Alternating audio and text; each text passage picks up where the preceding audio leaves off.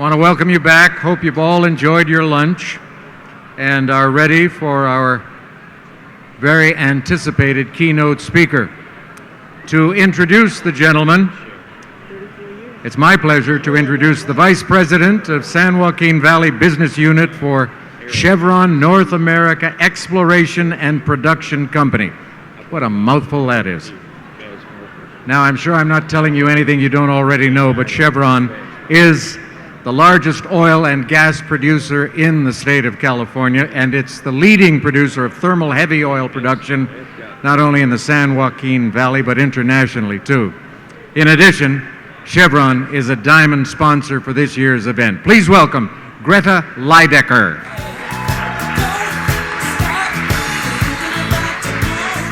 Now, before you get to make your introduction, we have to continue this little tradition we started here today of the mini Jeopardy. So here is an answer for you. Remember, we're dealing with historic facts about this area. In 1902, the arrival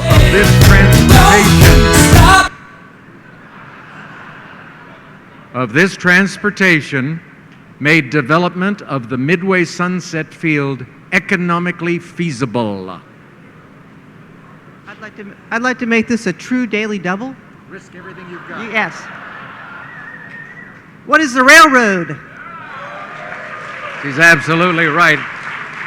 Midway Sunset, and this was fun for me to discover, is the largest field in California, the third largest in the United States, and it has a cumulative production of 3.131 billion. That's billion barrels. It's all yours, Greta. Thank you, Alex, and thank you all for being here with us today. Legendary oil and gas entrepreneur T. Boone Pickens is truly an American success story. From humble beginnings in Depression-era Holdenville, Oklahoma, he grew up to be one of the nation's most successful businessmen. Over numerous decades, Boone has been featured in every business publication you can think of. And I'm thinking that by next week, he'll even be featured in the Midway Driller. What do you think? All right. Seriously, Boone built one of the nation's largest independent oil companies, Mesa Petroleum, and later reinvented himself in the 70s as one of the most successful investment fund operators with BP Capital. In July of 2008, Boone launched a grassroots campaign aimed at reducing this country's crippling dependence on OPEC oil. In television ads, on his website, in his best-selling book, and if you haven't read it, I highly recommend it. It's The First Billion is the Hardest. I know some of us are still working on that first tenth of anywhere. Anyway, he has spelled out how our dependence on OPEC oil is an addiction that threatens our economy, our environment, and our national security. And it also ties our hands as a nation and a people. His campaign encouraged an outpouring of fresh ideas and a new generation of Americans to become involved in the policy process. He's also a generous philanthropist. Boone's given away more than $1 billion in his lifetime. And he is one of the most generous collegiate sponsors of all time, having contributed more than $500 million to his alma mater, Oklahoma State University, divided evenly between academics and athletics. Boone's impact on American culture reflects his many interests and passions, including his unyielding belief in the entrepreneurial spirit, his leadership in corporate fitness, the need for alternative fuel development, and his prudent stewardship of our lands in the United States.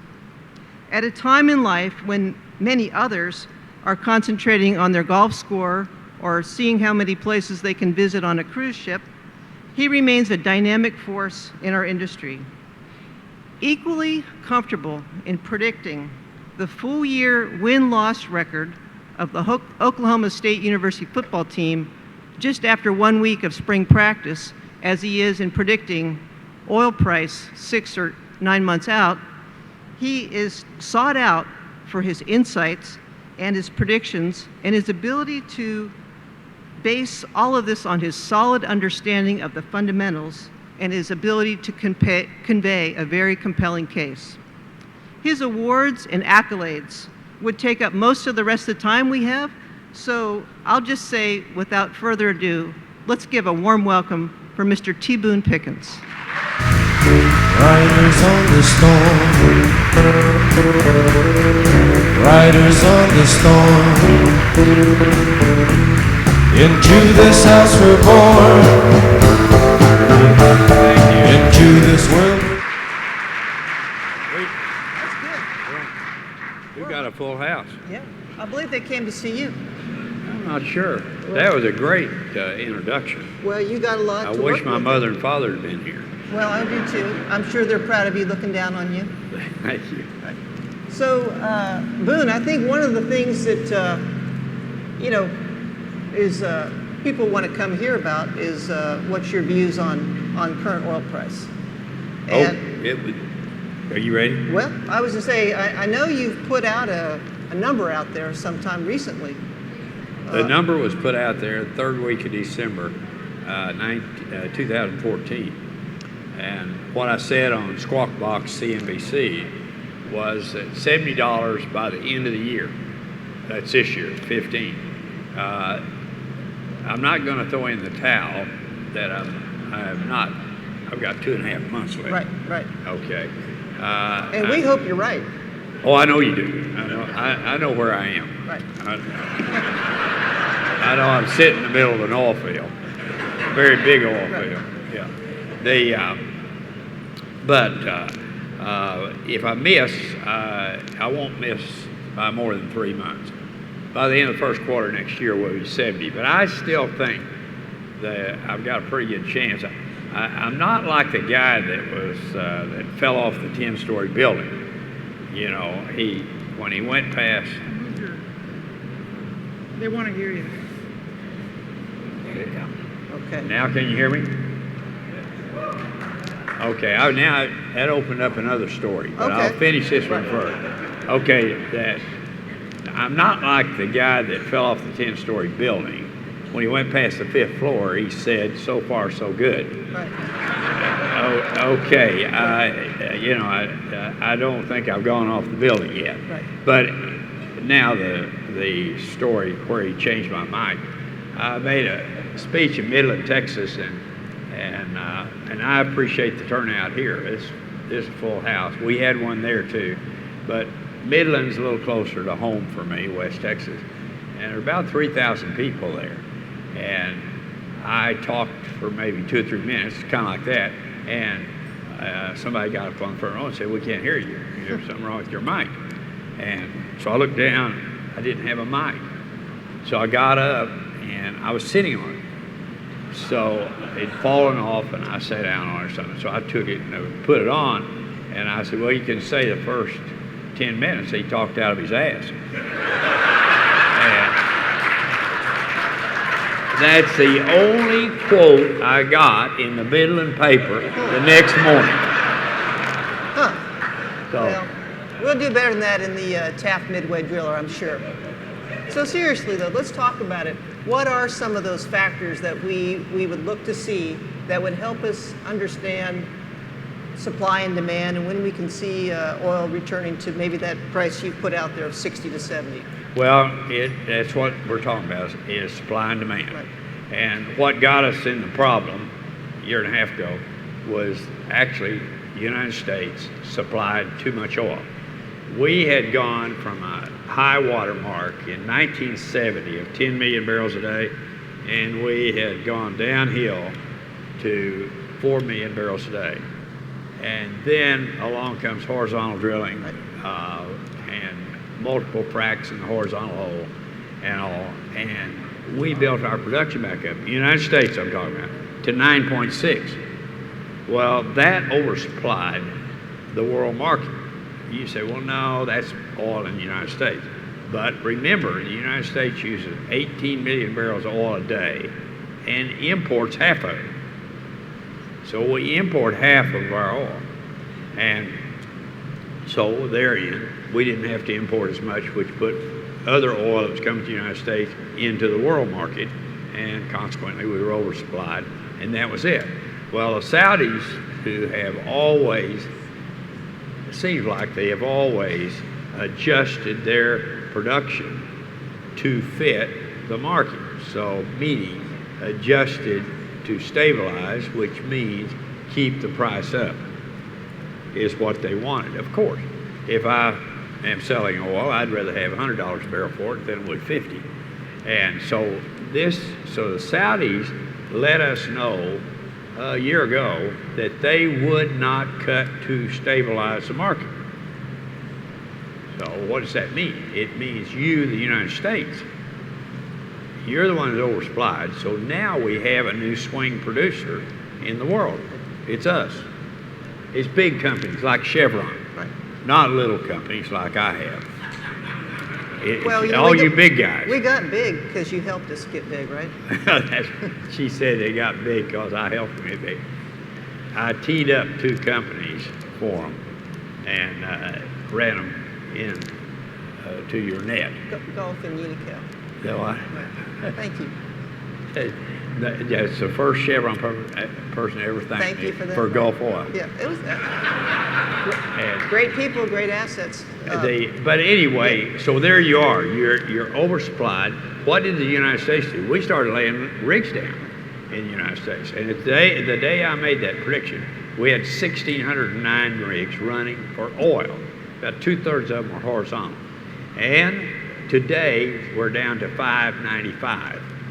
So I said on that day, I said, you're going to lay down 1,000 rigs in 4 months. I was right on that prediction. So we're down to 595 rigs now, and we have 186 drilling for oil, for gas. Gas, 6 years ago, we had 1,400 rigs running. So when the United States, when the price gets bad, you, the operator, me, the operator, we shut it down. Is the way it works. So now you're oversupplied. How long is it going to last? The United States hit 9.6. We're down to 9.1 now. So we have already come down 500,000 barrels. Another 6 months, we'll be down another 500,000 barrels. So there's 1 million barrels in a little over a year that has come off of supply. 1 million barrels a day is a lot of oil. So what's going to happen? And the Iraqis, the business that I'm in, everything, we get a lot of intel from foreign countries, especially OPEC countries. And the Iraq government told the development that was going on in Iraq. Iraq's almost up to 4 million barrels a day, which is the highest they've been in 20 years. And they told them to quit drilling because the Iraqi government was paying for part of those wells being drilled. Now, are you operating in Iraq? Yes, sir. No. But so what happened is Iraq, they don't want to sell oil at $40, $45 a barrel. Nobody does. And so there you have it. All around the world, everybody is shutting down is what's happening. Now, you have people get on TV and say, well, they can start that back up in 30 days. Get out of here. That isn't the way the oil field works. You and I both know about that. You got it. There's a lot of work to do to shut down and a lot of work to do to start up. And here, I heard a guy say the other day, said, you know who runs the oil field? It says those workers' wives run the oil field. And I thought, I wonder what he's going to say. He said, after that guy's been sitting around home all day watching television, drinking beer, that goes on for about a week or two. And she said, hey, in the morning, you get your ass up and go get a job. So what happens that your crews, they got jobs. And to get them to come back, you're probably going to have to give them a sign-on bonus to do it because they don't want to come back and think they may be shut down again 6 months. So we're coming down to a point where supply is dropping and demand is going up. How does demand go up? It goes up because you've got cheap gasoline, is what it is. So demand has gone up all over the world, and you're going to see this thing tighten up. It will go back up. Okay. Okay. Well, that's what we're looking for, is that nice balancing out of supply and demand, and give us a nice level price to work with. You know, you didn't really talk about the Russians much. They're kind of a big factor. You know, we haven't seen them taking military action for some time in the Middle East. That's sort of a new twist. You're on talking about things. the Russian move into Syria. Right, and what kind of impact would that have? Well, would know you see? this. It's always good to know the enemy. And this guy, Putin, is he's a cold-blooded guy. He is still unhappy and hates the United States because in '91 the Russian Empire collapsed, and it was no longer the USSR. He wants to put the USSR back together, and he's starting with Crimea and Ukraine and all. He wants to be a world power. And today, if you look critically at Russia, it's a bunch of old people with a drinking problem. They make vodka and drink it all. They don't market it. They drink it themselves. And they have very little industry in the country.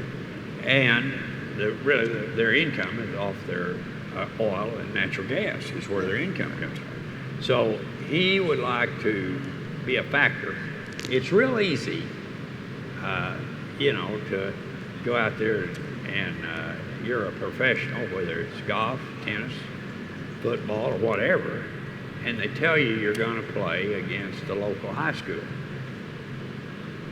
That's exactly what Putin is where he is.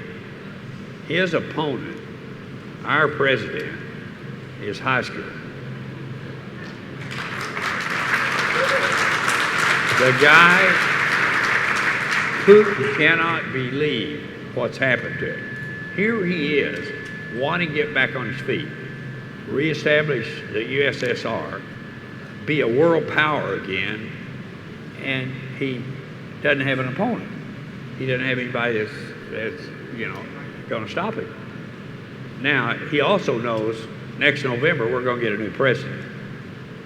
And that president is going to be able to, I think, do something to protect the United States instead of just giving up. So he's got about 12 or 13 months to go to be able to establish what he wants to do.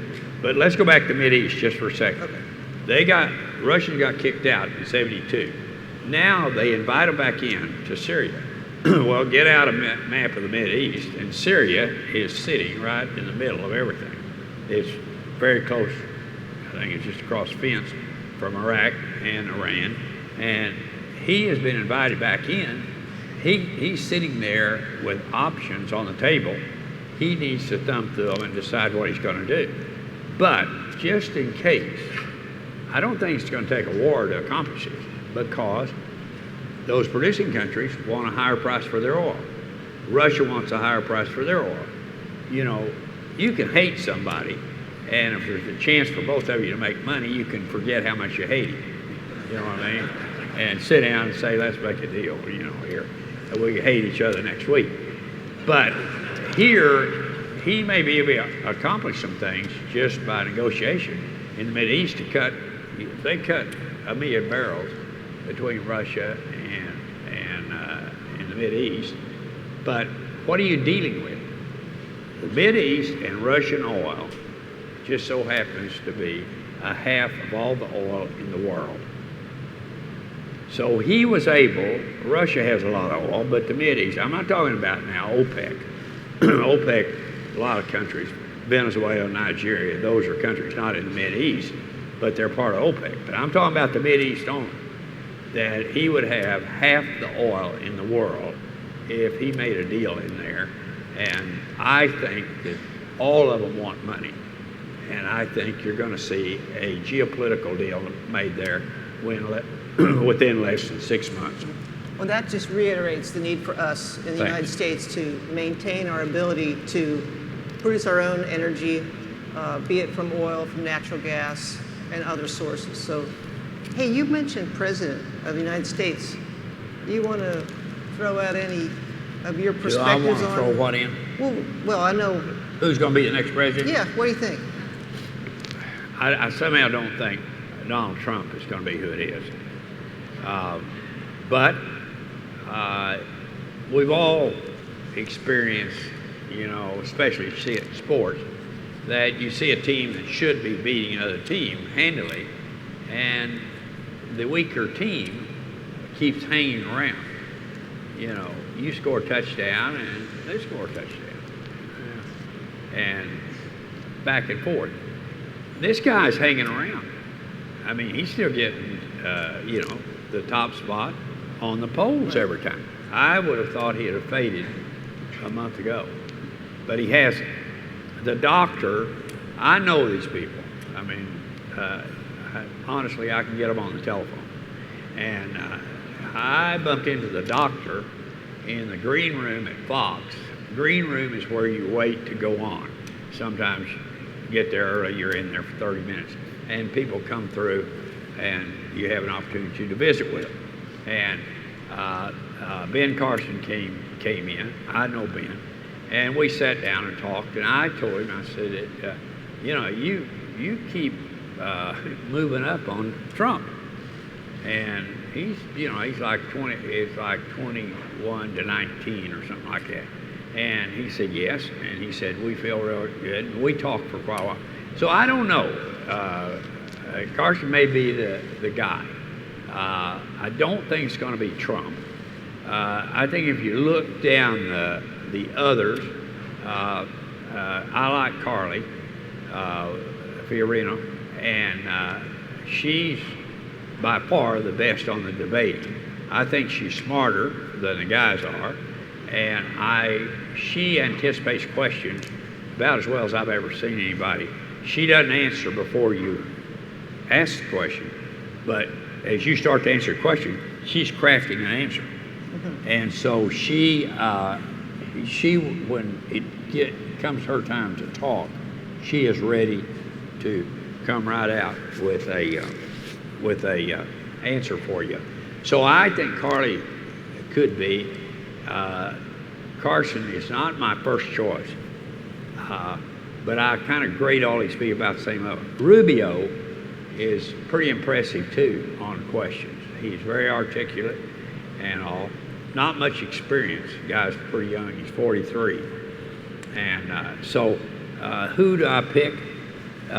Right now, I'm supporting Carly. I'm supporting Jeb Bush and Carson. Okay. And somebody said, well, how can you have three? And I said, well, there are 15 people. If you had a horse race and there are 15 horses and you own three of them, you'd have a lot better chance of winning than if you just had one. All right, good. That's not to say you own those three individuals, but we get your point. See, we didn't talk much about natural gas, and I know you have been very big in natural gas. And one of the things I think that's on people's mind, be it natural gas or even electrical, that's probably even further out, is just sort of the infrastructure to enable natural gas to be used more prolifically than just what we use it for now today. So in particular, how can we, when would we see infrastructure where we'd see more natural gas powered vehicles, more pervasive use of natural gas? Well, Greta, you and I both know, we're in the business. Natural gas is about its most widely distributed resource in America. You know, it's down every street and up every alley. Right. So natural gas is available. We never have been able to sell that for transportation fuel in Washington. They just never have bought it. And now California, you know, they a long time ago, they have. I'll tell you now about your state. You want me to? Sure. What's your had air quality issues. Right. Well, we've improved quite a bit. I know you had no question. We have. I'm teasing now, but air quality issues that the state did something about.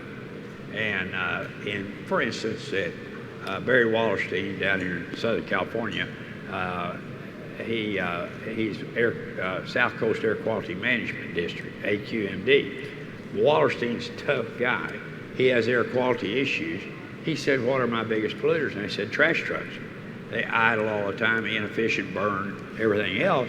He said, fine, what's it cost to switch over from diesel to natural gas? $50,000 a truck. AQMD has money and taxing authority. So he said, okay, tell them next time they buy a new truck, it has to be natural gas. We'll give them a $50,000 grant. This was 7 years ago.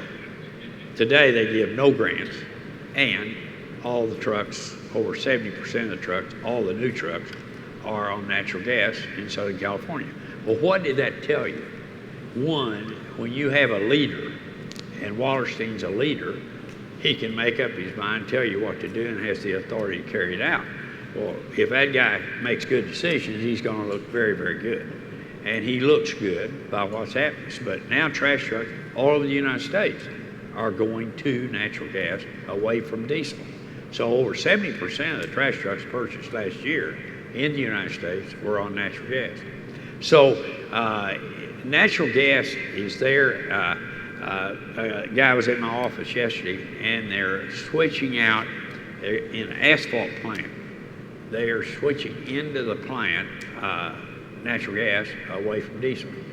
And of course, everything burns much, much cleaner, which cleaner is cheaper.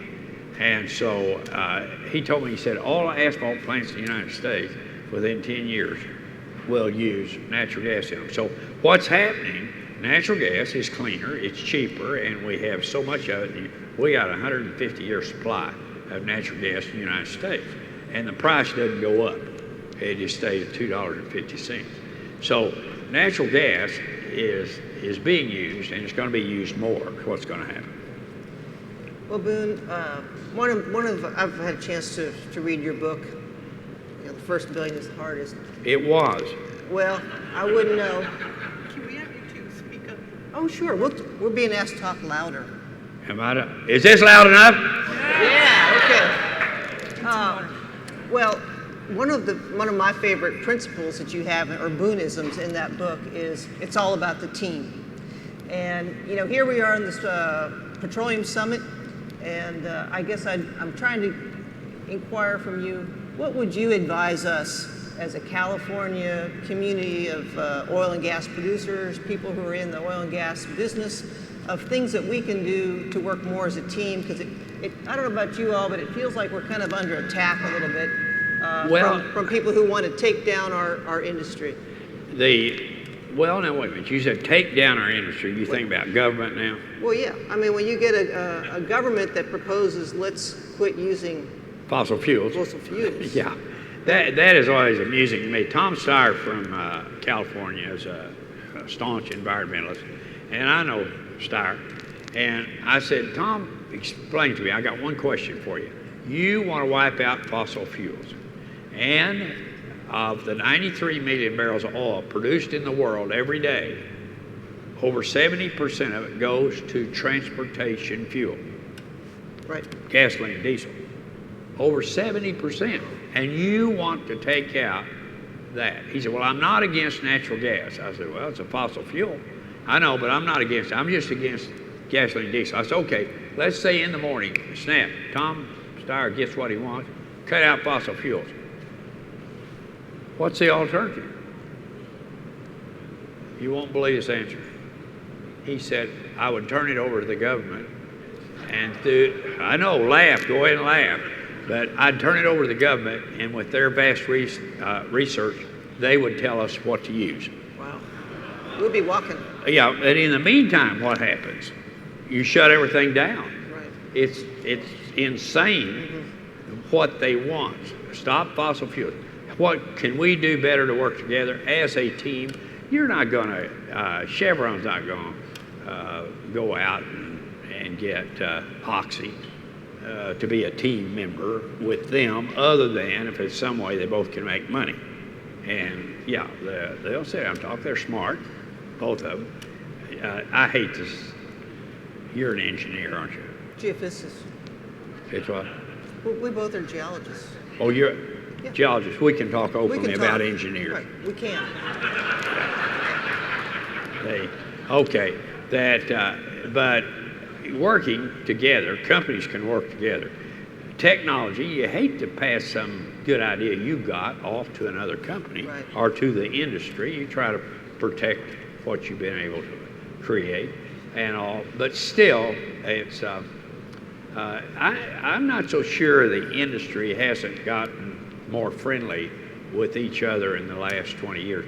I was on the API executive committee, and I used to laugh. I said, you guys had me on here. They had the Exxon, Ned Garvin from Exxon CEO, and they had the Chevron CEO, old Harold Haynes, and the Occidental guy.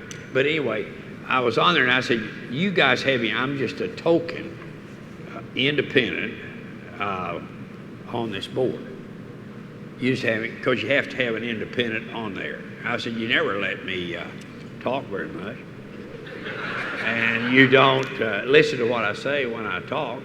And they agreed. This is after the deal, we're having drinks, you know. I said, that's all right, but you should feel good about us inviting you to be on the API board. I resigned about 2 or 3 months later.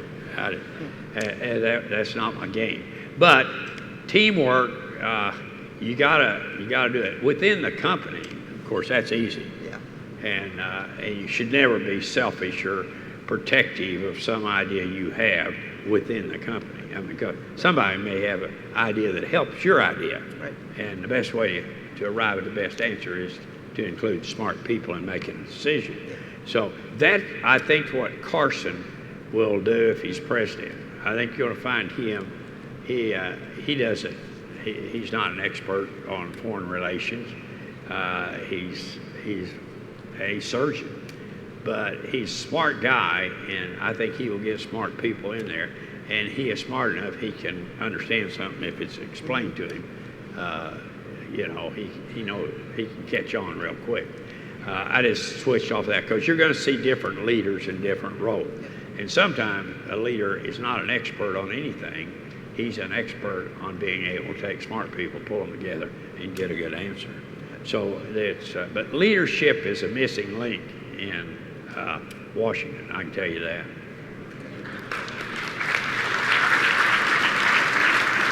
I like that. Well, look, you know, one of the things I wanted to ask you about is we're here at Taft College on a campus. We have a lot of students enrolled at Taft College that are pursuing careers in our industry. I bet the Chevron has a lot of them working for We do. And we have a lot of young people. In fact, I think about at least half of my engineers and geologists have less than 5 years experience. And, you know, I think you've been through a lot in the oil and gas business and the business world in general. And I think people of the younger generations would really benefit from maybe hearing some of your perspectives on good strategies to excel and take advantage of this type of a price environment that we're in. Well, I'm talking to a lot of students here, aren't I? There are some students, and there are also a lot of young people here. Okay, there are 2 things, and I told a junior, senior level petroleum engineers over at SMU this 2 weeks ago. I said, let me tell you something. If you have a good work ethic and a good education, you cannot miss. If you do, you're going to be one unlucky person. Because a good work ethic and a good education is a perfect formula to succeed. And I got out of school as a geologist in '51. Do they know how old I am? Well, they do now. I'm thinking they can do that math. Well, I didn't get out of school until I was 35. Oh, wow. Okay. I was a slow learner. No, I'm 87. And I have people ask me, thank you. I have people ask me every day, why don't you retire? And some of you are probably football fans to the point where you know the Kansas State coach, Bill Snyder. I think Bill Snyder's the best football coach in the Big 12 Conference. Well, I got K-State people here? You must have, yeah. Yeah. Okay, Bill Snyder's a friend of mine, and he came to see me, and he said, you know, he said, you're 10 years older than I am, and you retired, you didn't retire, and I did. And I said, okay, now what? He said, why didn't you retire? And I said, well, I paid for all my grandchildren and children to go to college, and I still owe those bills. So I did, but I don't owe anything. But I said, if I retire, then I got to figure out what I'm going to do. And I used to be a pretty darn good golfer. And I'll tell you what I did one time when I was 78 years old. I eagled number 11 at Augusta National. Wow. Arnold Palmer said, you had two really good shots. I said, no, actually I didn't. He said, you eagled 11 and you didn't have good shots. I said, no. He said, tell me, what did you have? I said, my drive was down the left side. I had 180 yards to the hole. I took a 7-wood and hit it. He said, it wasn't a good shot. I said, no, it was perfect. Went in the hole. I believe you have a pretty good memory, too, for all that. Where were we? Well, we were talking about advice to young people in our business. Okay, I want to tell you a Snyder story. So anyway, I told Bill, I said, I got to find something else to do. I enjoy what I'm doing. I'm still productive. And I'll have to go out and find another group of people, get into something, do something where I feel I'm productive. And he said, you know, I retired from football at Kansas State 2 years ago. And he said, I have been unhappy the whole 2 years. He said, K-State's not winning, and we're going to have to replace the coach. And I said, I see what you're going to do. You're going to go back. He said, well, I'm not going to say that in this meeting, but watch what I do. I said, listen, Snyder, I watch what you do all the time because you are a winner and you're a team builder. And I said, I'll watch what you do. Yes.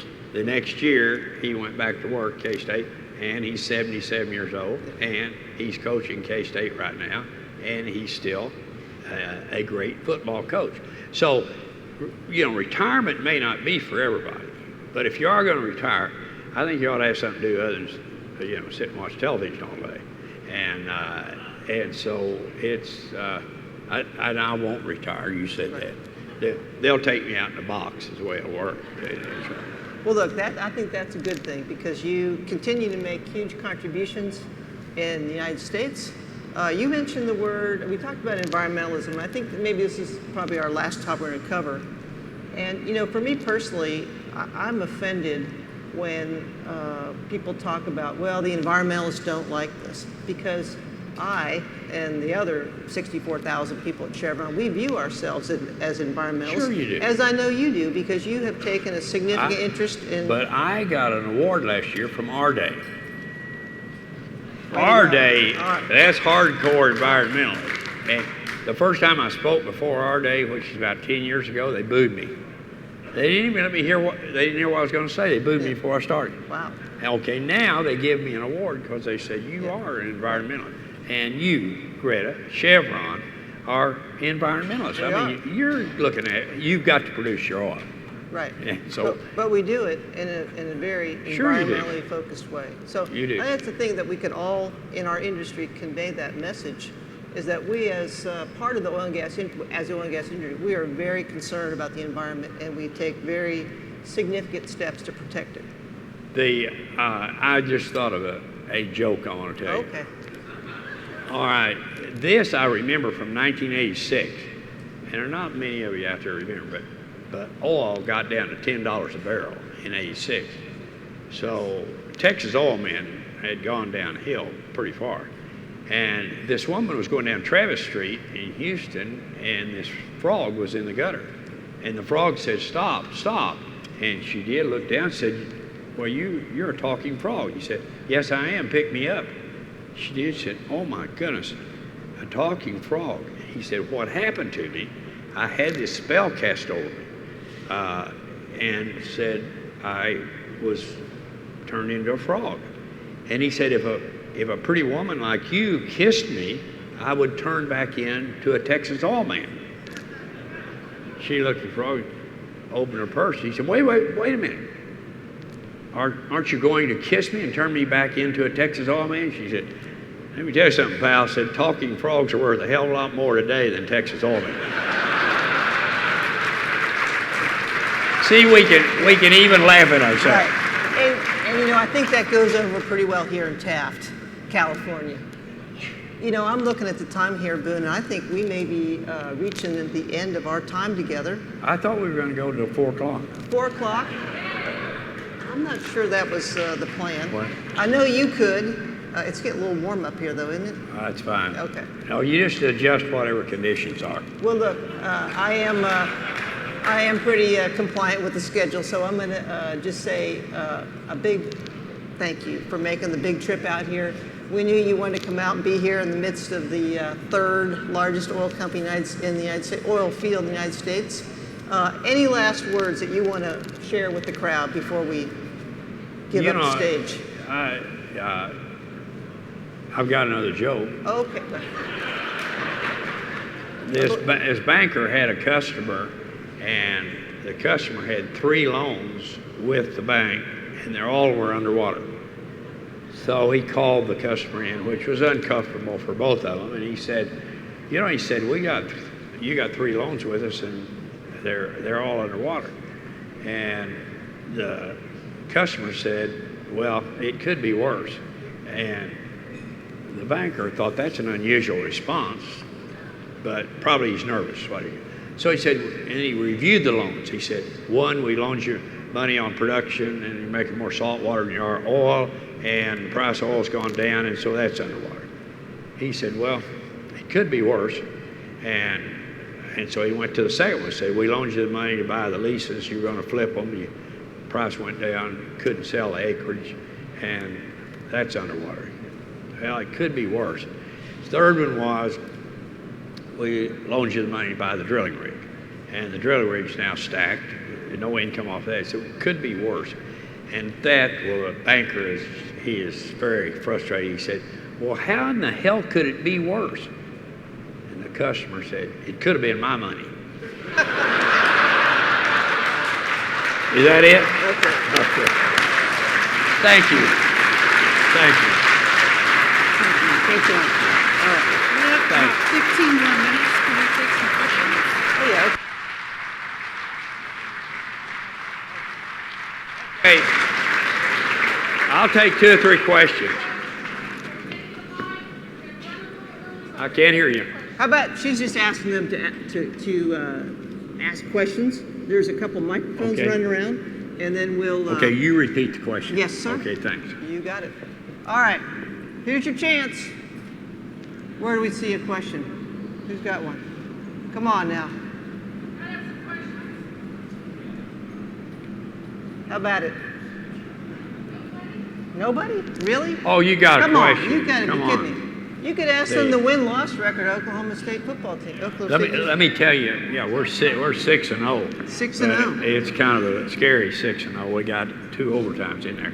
But when they make me up at Fox or over at CNBC, and I know some of the girls that make you up, and so I don't ask them the question. I've done it before. But I'll ask you if you were making me up. I said, do you know anything about me? No, I know, kind of who you are, but I don't. Have you read anything about me? No. I said, okay, I'll give you $100 if you can guess my age. And so I said, don't rush, because while you're making me up, check the wrinkles, get the depth on them, everything else, and then they guess. And they guess all over the place. But this one gal, she said, you're fooling around with the wrong person. And I said, why? And she said, well, I'm a psychic. And I said, well, what? I don't know. She said, I know things other people don't know. And I can, close my eyes and think for a minute and get a right answer to an unusual question. I said, okay, $100 if you guess my age. Close right up. 87. And I said, that was psychic. I paid the $100, but I've seen her since then, and I think she read it someplace. Anyway, all right, now ask me a question. There we go, right here. Thank you, Mr. Pickens, for coming here and speaking to us today. Just curious, do you think that we will continue to trade world oil on the world market in U.S. dollars? Trade oil on the market in U.S. dollars. Do you think we'll continue to trade? Yes, I do. But we're talking about exporting oil too, and we're exporting natural gas. Our producers, if they want in a world market and they want to export, they should be allowed to do it. And I think that'll come out of the next year. It'll be the Keystone Pipeline, that will happen. And export of oil and gas from the United States will happen also. Okay. Good. Okay, we have another question over here. Yeah, thanks again, Mr. Pickens, for coming.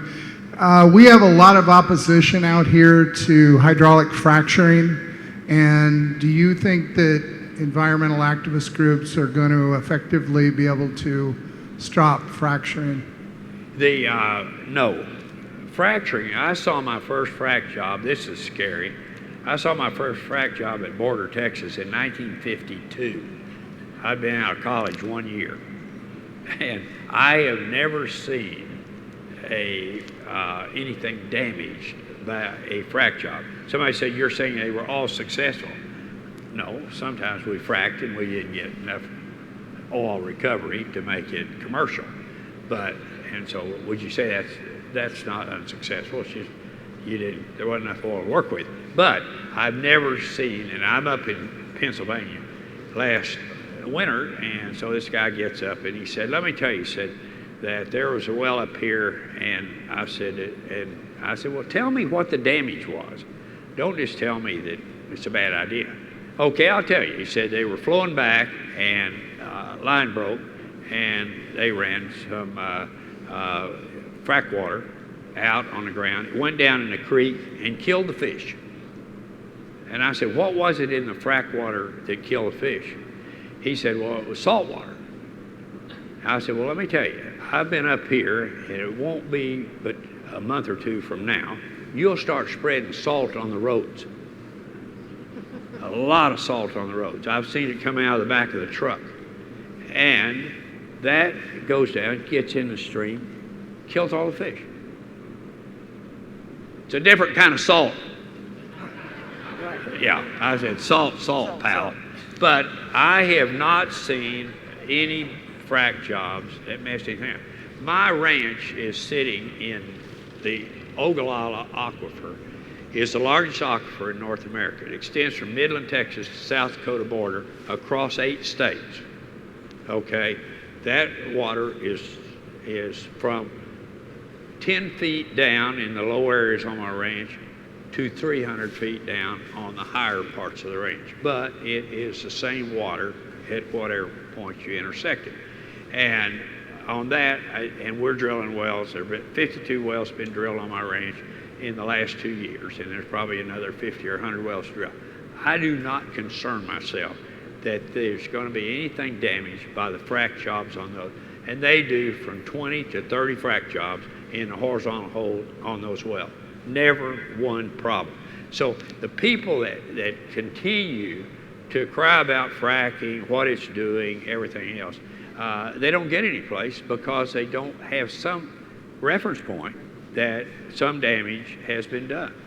And the stuff about earthquakes, that is just as silly too. So you have earthquakes out here. We have them every day. Yeah. I believe we have another question here. Yes, Mr. Pickens, when you mentioned the story about the banker and the 3 bad loans, you were speaking really to a group of us that probably have some of those bad loans. We made deals on $100 oil that we now have to sell for $40. Now, I realize in your illustrious career that you didn't do everything right all the time. You did have a few reverses, but that didn't slow you down, and I don't think it's going to slow us down. And so what do you think about the phrase, if you don't learn to fail, you will fail to learn?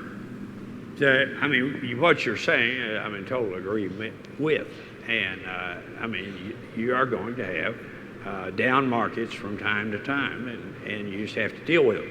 And I reached a high point of net worth all after I was 70 years old. Since I was 70 years old, I paid $760 million in taxes. And I started out with no money. I didn't know anything. When I got out of college, I didn't know anything, but I didn't have any. My families are not wealthy people at all. And in '08 and '09, I was 4 million. I went down $2 billion in 2 years. And you think, how could you be so dumb to have that happen? If you're speculating and you're convinced something's going to go one way and it goes the other, and you have enough up on the table, they'll take it all. And that's kind of what happened to me. I gave away $1 billion, and I have about $1 billion left. So it's I'm not near as rich as you think I am. Sounds good to me. Here comes Alex. Okay, Alex. Greta, before we say goodbye to Mr. Pickens, there are two gentlemen familiar to all of you who have a presentation to make to you, sir. Oh, Excellent. okay, First good. of all, the mayor of Taft. Okay. P. Boone, how you doing, sir? I'm Dave Norm, the Mayor Pro Tem of the City of Taft. Hi, Dave. Look out here. Danny Miller, Mayor Taft, welcome. Well, Why don't now you wait a go minute. front and center. Front and center. You're both from Taft, though. Yeah. Okay. Yeah.